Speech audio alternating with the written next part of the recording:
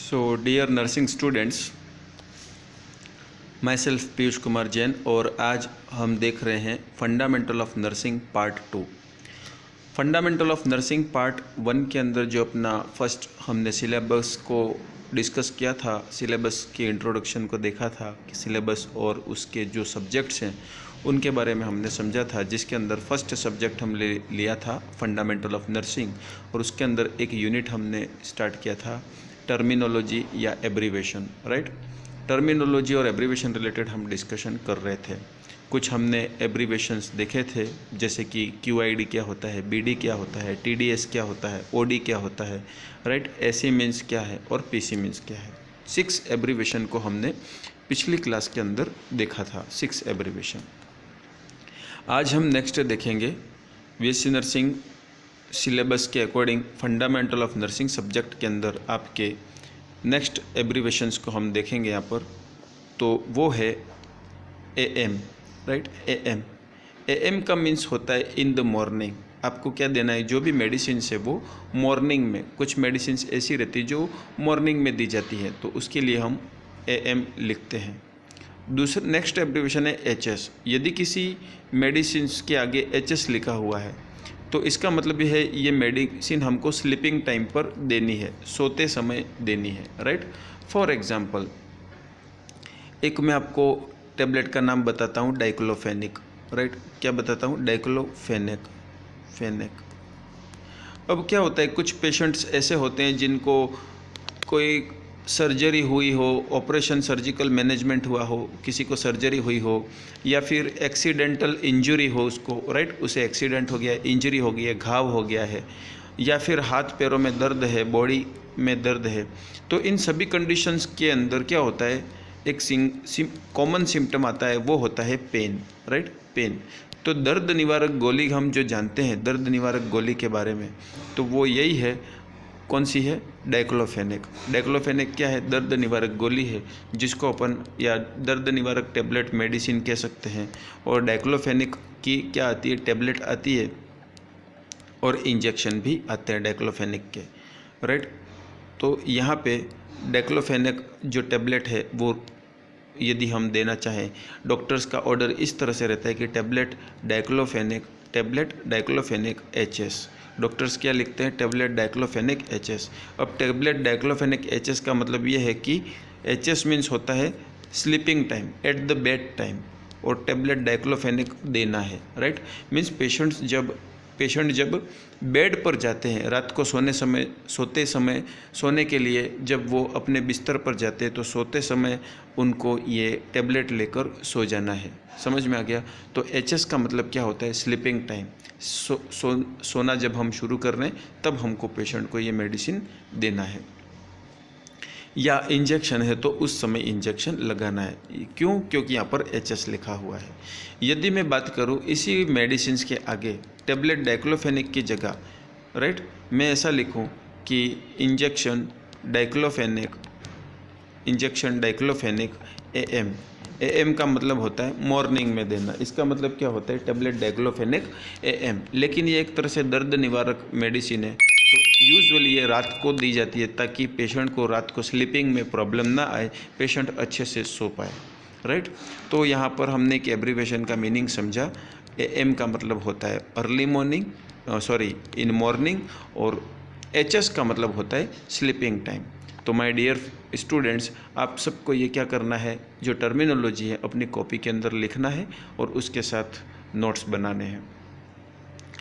Next, यदि आपको A के ऊपर बार बना हुआ दिख जाता है तो इसका मतलब होता है बिफोर, और P के ऊपर बार बना हुआ दिख जाता है तो ये होता है after. Before meal, after meal.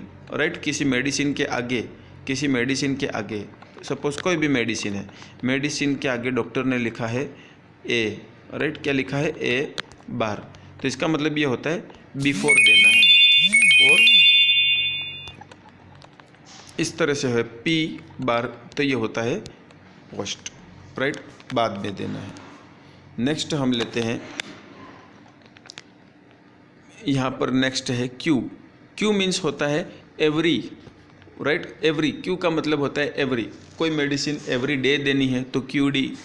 Right, या आपको यहाँ पर क्यू आवर लिखा है मतलब प्रति घंटे, क्यू एच लिखा है मतलब हर घंटे, एच मीन्स होता है आवर। PRN का मतलब होता है एज नीडेड। एज नीडेड का मतलब ये है कि जब पेशेंट को उस मेडिसिन की ज़रूरत हो तब दी जाए। जैसे कि उदाहरण के लिए कुछ पेशेंट को क्या होता है कि बार बार पेन होता है, तो जब जब पेन होता है तभी ये मेडिसिन यदि देनी हो तो डॉक्टर्स इसके लिए क्या लिखते हैं, मेडिसिन का नाम लिखेंगे और साथ में क्या लिखेंगे, PRN। PRN का मतलब ये हो गया।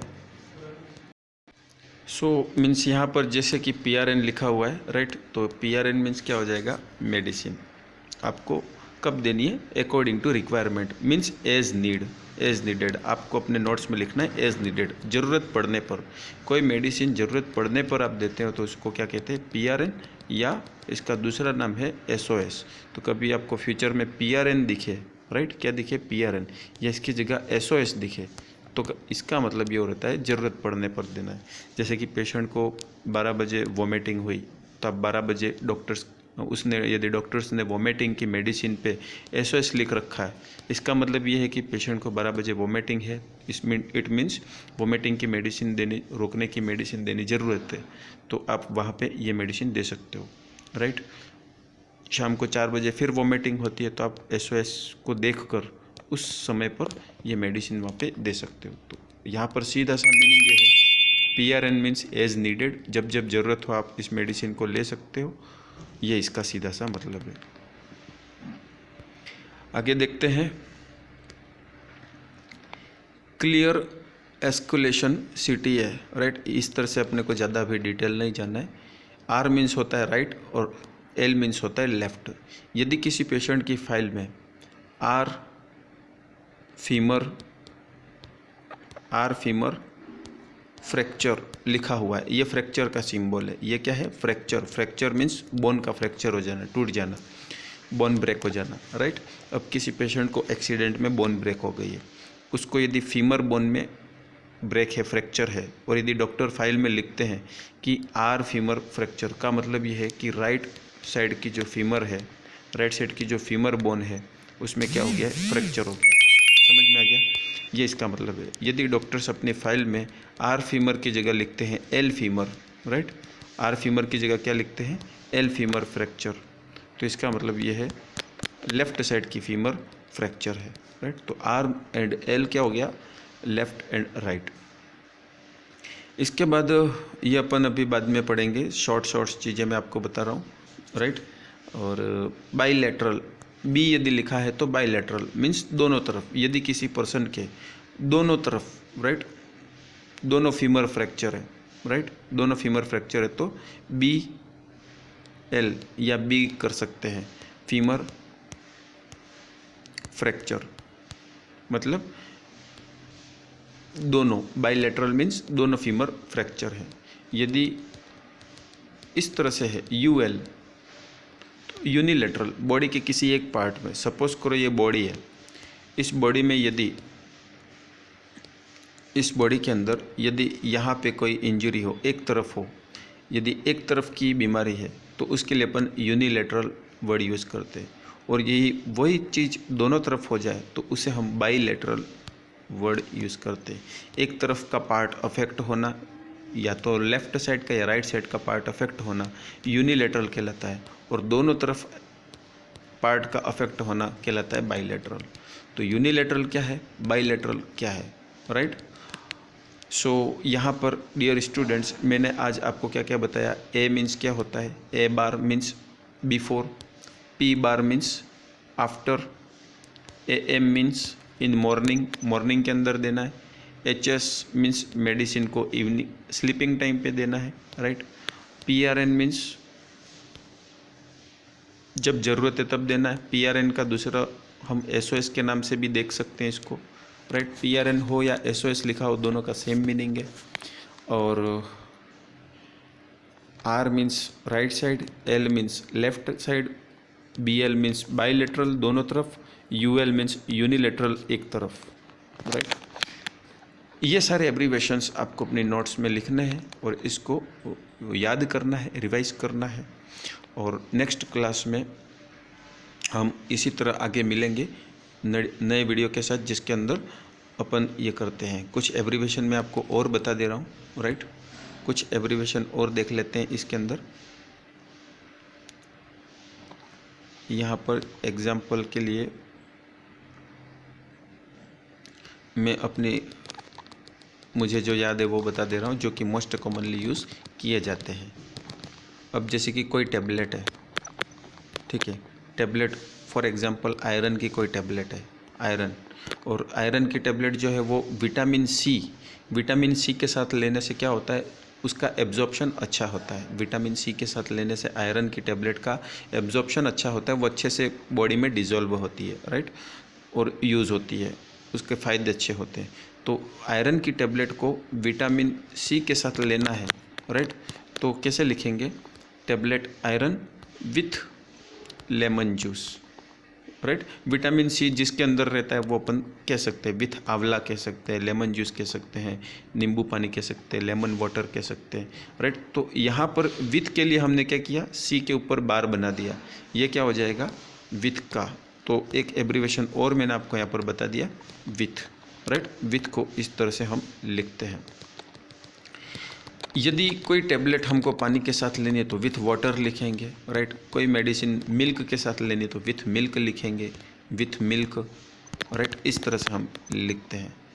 तो ये भी एक तरह से क्या हो गया, एब्रीवेशन हो गया। इसके बाद कोई पेशेंट है, उसको 1, 2, 3 तरह की मेडिसिन चल रही है, राइट, कोई भी मेडिसिन चल रही है, और यदि डॉक्टर्स आज के राउंड में आके लिख लेते हैं, चौथे टाइप की मेडिसिन लिख लेते हैं कि हाँ आज से एसी लॉक स्टार्ट कर दो, क्या, एसी लॉक स्टार्ट कर दो, टैबलेट एसी लॉक रहती है, मेडिसिन का नाम है, और उसके आगे लिखा है सीएम, क्या लिखा है, सीएम। तो सीएम का मतलब होता है कमिंग मॉर्निंग, कमिंग मॉर्निंग, कल सुबह आपको एसी लॉक देनी है, कल सुबह आपको एसी लॉक देनी है। उसके बाद क्या होगा, देनी है या नहीं देनी है, वो कल सुबह सीएम कमिंग मॉर्निंग कल दे देंगे, फिर कल दिन में जब डॉक्टर आएंगे वो डॉक्टर्स जो बताएंगे उसके अकॉर्डिंग आगे के फिर ऑर्डर्स लिखते हैं। मीन्स ये मेडिसिन तो जो है वो रेगुलर चल रही है, लेकिन डॉक्टर ने एक मेडिसिन और ऐड की है कि सीएम का मतलब कमिंग मॉर्निंग, कल सुबह। इसी तरह से दूसरा एग्जाम्पल बताता हूँ कि यदि डॉक्टर इस तरह से लिखते हो कि हार्ट सर्जरी का एक मैं एग्जांपल बताता हूँ, CABG, ये एक ऑपरेशन का नाम है जिसको अपन बाईपास सर्जरी कहते हैं। आप सभी ने सुना होगा हार्ट की बाईपास सर्जरी, राइट, CABG,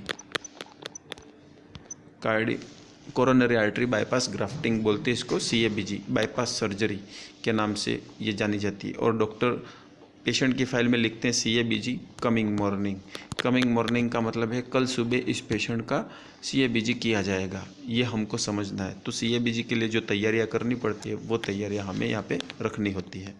दूसरा इस बताता हूँ एग्जांपल कि कोई पेशेंट है, पिछले 4 दिनों से वो बोतल से, ड्रिप से, IV फ्लूइड से चल रहा है, राइट, और फूड भी नहीं ले रहा है, राइट, फ्लूइड से ही चल रहा है, और अब हमें धीरे धीरे पानी स्टार्ट करवाना है, खाना स्टार्ट कराना है, उसको खिलाना। तो डॉक्टर्स ऑर्डर में लिखेंगे स्टार्ट H2O, स्टार्ट पानी, राइट, स्टार्ट H2O, पानी को शुरू करो, coming morning, CM coming morning. इसका मतलब ये कि आपको अपने पेशेंट को कल सुबह से पानी पिलाना शुरू कर देना है, राइट। तो इस तरह से ये एब्रीवेशन है। और एक और बता देता हूँ कि इमरजेंसी में आप बैठे हैं, इमरजेंसी डिपार्टमेंट में आप बैठे हैं, राइट, और इमरजेंसी डिपार्टमेंट में आपकी ड्यूटी है, और यदि कोई पेशेंट सडनली आ जाता है और कहता है कि सर मुझे एक्सीडेंट से लग गई है, इंजरी हो गई है, मेरे पैर पर बहुत सारी ब्लीडिंग हुई है, लोहा लग गया है मुझे, राइट, क्या लग गया, लोहा लग गया है। तो डॉक्टर्स इसको देखकर कहते हैं कि इसको TT का इंजेक्शन लगाया जाए, क्या लगाया जाए, टिटेनस टॉक्साइड का इंजेक्शन लगाया जाए। तो डॉक्टर्स तो कहेंगे कि TT का इंजेक्शन लगाया जाए, लेकिन फाइल में वो कैसे लिखा हुआ रहेगा, injection TT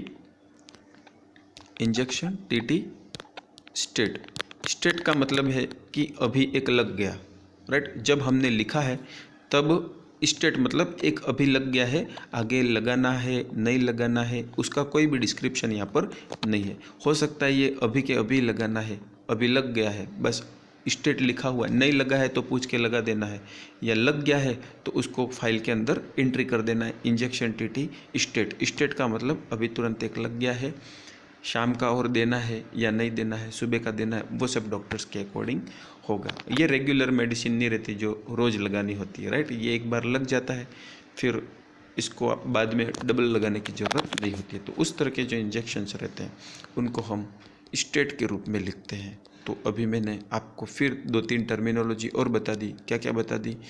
SOS, PRN, SOS क्या होता है, PRN क्या होता है, SOS क्या होता है, इसके बाद कमिंग मॉर्निंग क्या होता है, विथ क्या होता है, राइट, और स्टेट क्या होता है, राइट। तो ये टर्मिनोलॉजी आज हमने और देखी। इसी तरह से अगली क्लास के अंदर आप बने रहिएगा। इन सारी टर्मिनोलॉजी के नोट्स आपको बनाने हैं, राइट।